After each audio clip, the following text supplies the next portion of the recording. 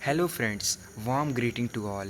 On the auspicious occasion of Choti Diwali, Deepavali, Kali Puja and the sacred festival of Chhat, I Kumar Mangalam extend my heartful wishes to everyone. Today we are in conversation with one of the most respected and experienced advocate of the state, a man who has long connected with the masses through his insightful journalism, Mr. Roop Kumar. Together we will discuss the political landscape of Bhagalpur as Bhagalpur heads towards election schedule for November 11. The political temperature is rising even amidst of the festival season. The cool breeze of early winter has already begun to touch the city, adding a unique flavor to the charged atmosphere. So, Mr. Roop Kumar, based on our vast experience and deep understanding, please share your observation and analysis of the current political scenario in Bhagalpur. Bhagalpur जिले में आगामी विधानसभा चुनाव के लिए मतदाता सूची की विशेष गहन पुनरीक्षण के बाद जिला में कुल 22,18,492 वैध मतदाता पंजीकृत हैं। यह संख्या 2024 के लोकसभा चुनाव की तुलना में लगभग 2.4 लाख कम है। भागलपुर जिले में कुल 7 विधानसभा सीटें हैं। भागलपुर 156, बिहपुर 152, कहलगांव 155, नाथनगर 158, सुल्तानगंज 157, गोपालपुर 153, पीरपैंती 154 युवा मतदाताओं की स्थिति। अक्टूबर 2025 में प्रकाशित एक रिपोर्ट के अनुसार भागलपुर जिले में 50,759 नए मतदाता हैं, जिनकी आयु 18-19 वर्ष के बीच है, जो आगामी विधानसभा चुनाव में पहली बार मतदान करेंगे। तो आइए हम लोग रूप कुमार जी से विधानसभा के बारे में और गहरी बात जानेंगे।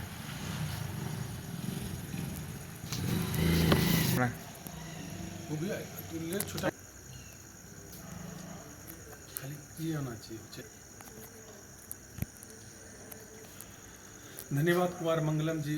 और आज छोटी दीपावली की रात है और इस समय मैं भागलपुर में हूँ और आपको पता है कि छोटी दीपावली के बाद कल यानी सोमवार को दीपावली है, महालक्ष्मी का पर्व है, काली पूजा है और उसके 6 दिन बाद छठ व्रत की पूजा होती है। और बिहार की लोक संस्कृति में छठ का क्या महत्व है ये भली भांति हमारे दर्शक भी जानते हैं, आप भी जानते हैं।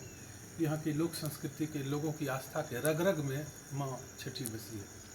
और ऐसे ही एन मौके पर बिहार में चुनावी हवा चल रही है। बिहार विधानसभा का चुनाव हो रहा है और आपको पता ही होगा कि बिहार की जो धरती है ये लोकतंत्र की जननी है। जो आप डेमोक्रेटिक रूप देख रहे हैं, वोट के जरिए अपने जनप्रतिनिधि का चयन करना, ये बिहार ने दिया है। ये लोकतंत्र की जननी है। लोकतंत्र की जननी में अगर चुनाव हो रहे हो तो इसका महत्व कुछ बढ़ जाता है। आप देख रहे होंगे टीवी शॉर्ट्स से भी कई लोग छठ के मौके पर, दीपावली के मौके पर घर आ रहे हैं, स्टेशनों पर भीड़ है और उन्हें एक महापर्व में भी भाग लेना है, जिन्हें लोकतंत्र का महापर्व है, चुनाव कहते हैं।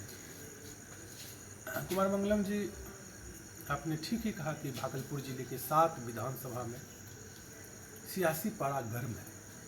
इस रूप में गर्म है कि पहली बार 2025 में एक नया मोड दिख रहा है चुनाव का। ये मोड है प्रचार प्रसार पूरी तरह ऑनलाइन हो गया, पूरी तरह सोशल मीडिया, आप कहते हैं ऑनलाइन मीडिया गया है। लोगों की कनेक्टिविटी बढ़ी है, सोशल मीडिया के जरिए लोग प्रचार प्रसार कर रहे हैं। भागलपुर में कुल 7 विधानसभा क्षेत्र हैं। भागलपुर शहरी और आसपास का इलाका भागलपुर विधानसभा के अंतर्गत आता है। बगल का अजगैवी धाम सुल्तानगंज विधानसभा में आता है। और अगर हम बात करें भागलपुर के पूर्वी हिस्से की, तो वहाँ 2 विधानसभा है, कहलगांव और पीरपैंती। तो गंगा के इस पार जो गंगा का दक्षिणी इलाका है, यहाँ कुल मिलाकर 5 विधानसभा आता है। और भागलपुर के ठीक सटे नाथनगर विधानसभा क्षेत्र है, जहाँ सिल्क सिटी, उस नाथनगर में सिल्क का काम बहुत तेज़ी से सिल्क लोग बनाते हैं, सिल्क के कपड़े तैयार करते हैं और इसलिए भागलपुर का एक नाम सिल्क सिटी पड़ा है। और 2 विधानसभा गंगा के उत्तरी पार है, जो गोपालपुर और बिहपुर है। आपको पता ही होगा कि बिहपुर का क्या महत्व रहा है। उसमें 2 ही, जब आज़ादी के पहले की बात करें तो 2 ही पुलिस स्टेशन हुआ करता था भागलपुर में, कोतवाली और दूसरा बिहपुर, थाना बिहपुर। बिहपुर स्वतंत्रता संग्राम में बड़ी अग्रणी भूमिका में था और गोपालपुर बाद में बना विधानसभा। और उधर का पूरा इलाका नौगछिया अनुमंडल कहलाता है और इधर का पूरा इलाका भागलपुर अनुमंडल है और एक कहलगांव अनुमंडल है।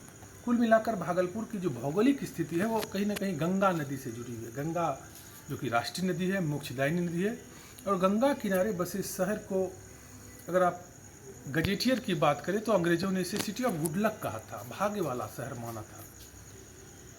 भागलपुर की कतरनी, केला, लीची, आम, यहाँ की पेंटिंग, कई मामलों में यहाँ की पढ़ाई लिखाई, भागलपुर अग्रणी है। भागलपुर का एक इतिहास रहा है, यंग अबंग संस्कृति का भी केंद्र है। अगर हम बात करें सबसे पहले हम उस पार से चलते हैं, गंगा के उस पार से बिहपुर विधानसभा की। बिहपुर विधानसभा में जो पिछली बार यानी अब तक जो निवर्तमान विधायक थे वो कुमार इंजीनियर शैलेंद्र थे, जो कि भारतीय जनता पार्टी के सिंबल पर जीते थे।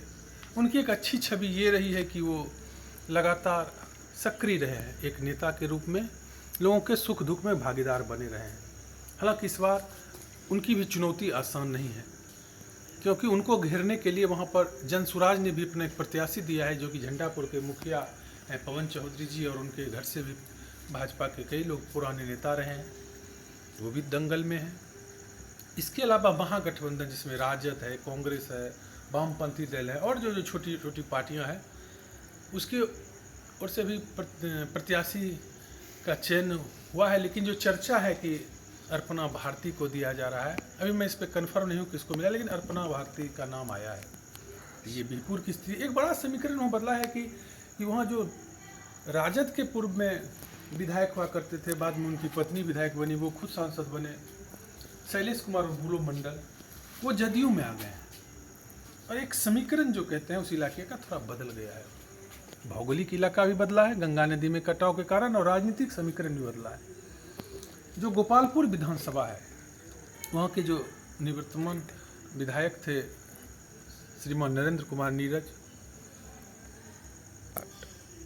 जो गोपालपुर विधानसभा है जिसके अंतर्गत नौगछिया शहरी क्षेत्र भी है, वहाँ के निवर्तमान विधायक नरेंद्र कुमार नीरज उर्फ गोपाल मंडल हैं, जो कि लंबे समय तक काफ़ी संघर्ष उन्होंने किया, ये बात सच है। और लंबे समय तक 4 बार या इससे अधिक जितनी भी संख्या वो लंबे समय तक विधायक रहे हैं। उनकी एक छवि रही है कि वो बिना लाग लपट के बोलते हैं, बेबाक बोलते हैं, ये उनके लिए इस बार के चुनाव में नुकसान रहा।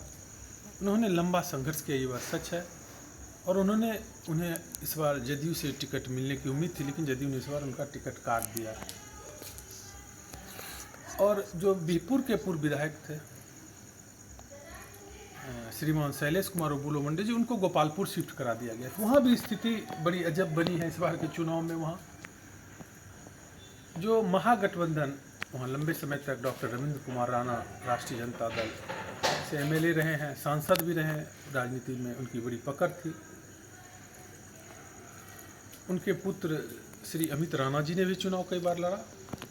बाद के दिनों में शैलेश कुमार ने वहाँ से अपनी किस्मत आजमाई, लेकिन गोपाल मंडल को कोई चित नहीं कर सका। इस बार वहाँ भी कई जो पंचायत लेवल के प्रतिनिधि हैं, प्रमुख हैं, मुखिया हैं, उनकी भी राजनीतिक महत्वाकांक्षाएं पूरे आसमान पे हैं। वो भी चुनावी मैदान में निर्दलीय के रूप में उन्होंने अपना नामांकन दिया है। हालांकि ये लोग कितने मत को काटते हैं ये देखना होगा, ये वोटरों के मिजाज पे है। लेकिन गोपाल मंडल के नॉमिनेशन के बाद एक अलग स्थिति बनी है। वहाँ जो बुलो मंडल है, हालांकि उनका वो परिचित इलाका है, उनके स्वजाति काफ़ी मतदाता है, उनकी एक अलग छवि है कि वो विनम्र स्वभाव के माने जाते हैं, वो काफ़ी कम बोलते हैं और एक विनम्रता उनके अंदर है। ये गोपालपुर और बिहपुर विधानसभा की स्थिति हुई।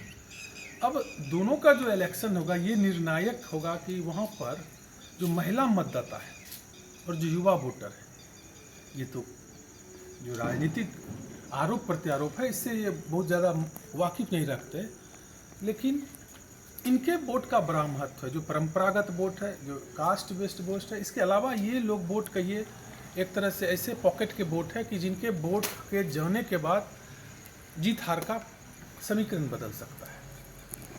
सारे नेता अपने अपने स्तर से लगे हुए हैं इन वोटरों को मैनेज करने के लिए। और अभी आप देख ही रहे होंगे सोशल मीडिया के थ्रू कैसे लोग जनता के चरण पर नारायण सेवा की तर्ज पर लोग जनता जनार्दन के चरणों में। अगर हम उस पार से इस पार आते हैं, गंगा पार से सीधे शहर भागलपुर जाते हैं। तो यहाँ के वर्तमान विधायक अजीत शर्मा जी हैं, वो लंबे समय से विधायक थे। उन्होंने काफ़ी समय तक पहले बीरपुर विधानसभा से अपनी किस्मत रहे, लेकिन भागलपुर में आकर वो विधायक बने। उनकी भी एक छवि है, विकास का कार्य वो जो करते हैं, विकास पुरुष के रूप में जाने जाते हैं, और बिना लाग लपेट के वो भी बोलते हैं।